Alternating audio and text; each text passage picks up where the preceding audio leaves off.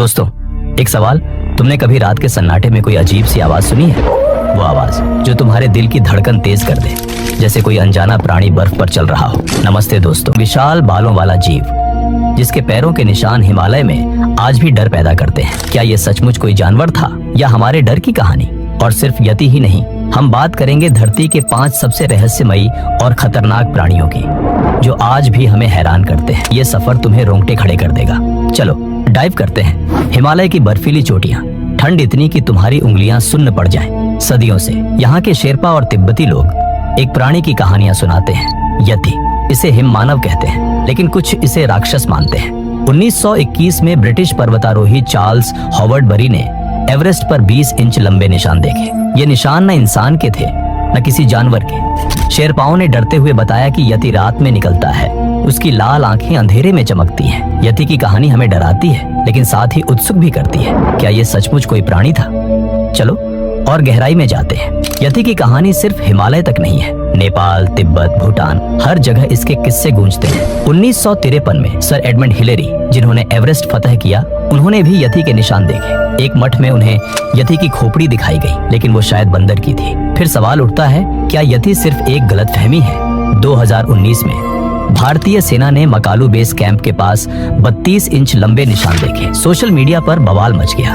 क्या ये यति था? वैज्ञानिकों ने कहा ये हिमालयी भालू के निशान हैं। अब चलो 2017 में ऑक्सफोर्ड यूनिवर्सिटी ने यति के बाल, हड्डियां और दांत टेस्ट किए। नतीजा, ज्यादातर सैंपल हिमालयी भालू के थे। लेकिन दोस्तों, क्या ये पूरी कहानी है? कुछ वैज्ञानिक मानते हैं कि यति एक प्राचीन मानव प्रजाति जैसे निएंडरथल हो सकता है, जो हिमालय में बच गया। 2020 की एक स्टडी ने कहा कि हिमालयी भालू 2 पैरों पर चल सकते हैं, लेकिन यति की लाल आंखें, उसकी विशालता, क्या ये भालू हो सकता है? यति की कहानी हमें बताती है कि प्रकृति में कुछ रहस्य आज भी अनसुलझे हैं। तुम क्या मानते हो? यति सच है या मिथक? कमेंट में बताओ। यति सिर्फ एक प्राणी की कहानी नहीं है, ये हमारे डर और जिज्ञासा की कहानी है। हिमालय के लोग सदियों से अकेले जंगलों में रहते हैं। रात को जब बर्फीली हवाएं चलती हैं और कोई अजीब आवाज आती है, तो दिमाग क्या सोचेगा? शायद कोई राक्षस। 1800 के दशक में जब पश्चिमी लोग हिमालय आए, उन्होंने इन कहानियों को और बढ़ाया। एक ब्रिटिश सैनिक ने लिखा कि उसने एक विशाल प्राणी को बर्फ में दौड़ते देखा। लेकिन क्या वो यति था या उसका डर? क्या यति सचमुच था या हमारी कल्पना? पहला रहस्यमयी प्राणी, मेगालोडन का नाम सुना है? ये थी दुनिया की सबसे खतरनाक शार्क, जो 2.6 मिलियन साल पहले समुद्र में राज करती थी। इसकी लंबाई 18 मीटर। इसके दांत इतने बड़े थे कि तुम्हारा सिर उनमें समा जाए। लेकिन सवाल ये है, क्या मेगालोडन आज भी जिंदा है? 2016 में प्रशांत महासागर में मछुआरों ने एक विशाल छाया देखी। कुछ ने कहा ये मेगालोडन था, वैज्ञानिकों ने इसे खारिज किया। मेगालोडन की कहानी हमें बताती है कि समुद्र की गहराइयां आज भी रहस्यों से भरी हैं। क्या तुम्हें लगता है कि मेगालोडन आज भी छिपा है? कमेंट में अपनी राय शेयर करो। मेगालोडन का डरावना राजज मेगालोडन सिर्फ एक शार्क नहीं थी, ये समुद्र का शैतान था। वैज्ञानिकों ने इसके दांतों से पता लगाया कि ये एक व्हेल को एक काट में मार सकता था। लेकिन क्या ये मुमकिन है कि मेगालोडन आज भी समुद्र में तैर रहा हो? समुद्र का 80% हिस्सा आज भी अनछुआ है। मेगालोडन की कहानी हमें सिखाती है कि प्रकृति के कुछ रहस्य हमारी समझ से परे हैं। क्या मेगालोडन जिंदा है? कमेंट में बताओ। दूसरा प्राणी, चलते हैं प्यूर्टो रिको के घने जंगलों में, जहां एक और रहस्यमयी प्राणी की कहानी है, छुपा काबरा। 1995 में किसानों ने अपनी बकरियों को मरा हुआ पाया। उनके शरीर में खून की एक बूंद नहीं थी और गले पर 2 छोटे छेद। लोग बोले ये छुपा काबरा है, यानी बकरी चूसने वाला। इस जीव को देखने वालों ने कहा ये सांप जैसा है, लेकिन 2 पैरों पर चलता है और उसकी आंखें लाल चमकती हैं। वैज्ञानिकों ने कहा ये जंगली कुत्ते हैं। 2000 में चिल्ली में भी छुपा काबरा की खबरें आईं।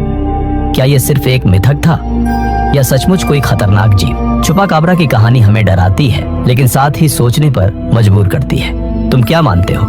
कमेंट में अपनी राय बताओ। छुपा काबरा की कहानी सिर्फ प्यूर्टो रिको तक नहीं है, मेक्सिको, चिली और अमेरिका में भी इसके किस्से हैं। कुछ लोग कहते हैं कि छुपा काबरा एक एलियन है।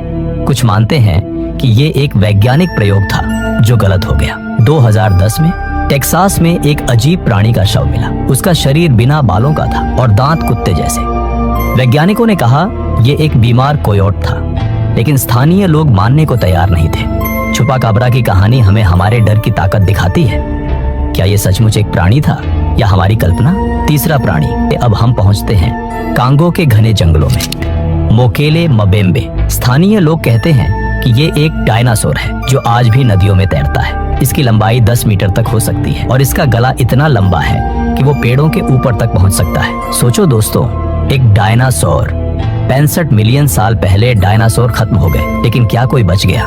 1909 में एक जर्मन वैज्ञानिक ने कांगो में इसके निशान देखे। स्थानीय लोगों ने बताया कि ये जंगल के सबसे गहरे हिस्से में रहता है। वैज्ञानिक कहते हैं ये मगरमच्छ या सांप हो सकता है। मोकेले मबेम्बे की कहानी हमें प्रकृति के अनसुलझे रहस्यों की याद दिलाती है। तुम क्या सोचते हो?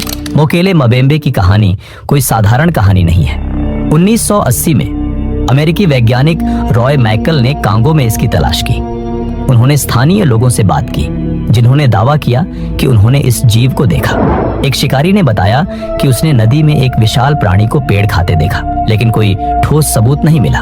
कांगो के जंगल इतने घने हैं कि वहाँ कुछ भी छिप सकता है। अगर मोकेले मबेम्बे सचमुच एक डायनासोर है तो ये विज्ञान की सबसे बड़ी खोज होगी, लेकिन अगर ये सिर्फ एक कहानी है तो भी ये हमें हैरान करती है। अगर तुम कांगो के जंगल में खो जाओ और ये प्राणी तुम्हारे सामने आए तो क्या करोगे? कमेंट में बताओ। चौथा प्राणी। अब समुद्र की गहराइयों में चलते हैं जहाँ क्रैकेन का राज है। नॉर्वे के मछुआरे सदियों से एक विशाल समुद्री राक्षस की कहानियां सुनाते हैं। क्रैकेन इतना बड़ा था कि वो पूरा जहाज अपने टेंटिकल्स में लपेट सकता था।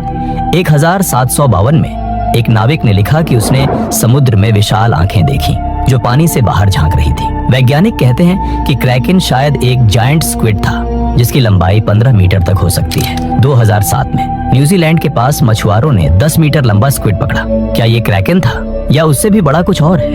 क्रैकेन की कहानी हमें समुद्र के अनजाने रहस्यों की याद दिलाती है। तुम क्या सोचते हो?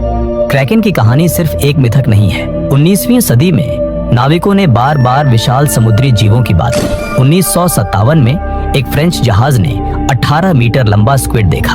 पहले इसे मजाक समझा गया, लेकिन 1970 में जायंट स्क्विड के शव मिलने लगे। 2012 में जापान में पहली बार जायंट स्क्विड को कैमरे में रिकॉर्ड किया गया। उसकी आंखें इतनी बड़ी थीं कि लगता था वो तुम्हें निगल लेगा। क्रैकेन की कहानी हमें बताती है कि समुद्र की गहराइयां आज भी रहस्यमयी हैं। क्या क्रैकेन आज भी तैर रहा है? पांचवा प्राणी। थंडरबर्ड। अब उत्तरी अमेरिका के विशाल आसमान में चलते हैं जहां थंडरबर्ड की कहानी शुरू होती है। मूल अमेरिकी जनजातियां कहती हैं कि ये एक विशाल पक्षी है जिसके पंख इतने बड़े हैं कि वो आंधी ला सकता है। 1977 में इलिनॉय में 2 बच्चों ने दावा किया कि एक विशाल पक्षी ने उन्हें उठाने की कोशिश की। कोई उनकी बात पर यकीन नहीं करता, लेकिन सोचो अगर सचमुच ऐसा हुआ हो। वैज्ञानिक कहते हैं कि थंडरबर्ड शायद एक बड़ा कोंडोर था, लेकिन कोंडोर इतना ताकतवर नहीं हो सकता। कुछ लोग मानते हैं कि ये एक प्राचीन प्रजाति हो सकती है जो आज भी छिपी है। थंडरबर्ड की कहानी हमें आसमान के रहस्यों की याद दिलाती है। तुम क्या सोचते हो? थंडरबर्ड का रहस्य। अगर ये कहानी तुम्हें पसंद आई तो इसे अपने दोस्तों के साथ शेयर करना न भूलो। अगर आपको ये कहानी पसंद आई हो तो वीडियो को लाइक करें, सब्सक्राइब करें। मिलते हैं अगली वीडियो में।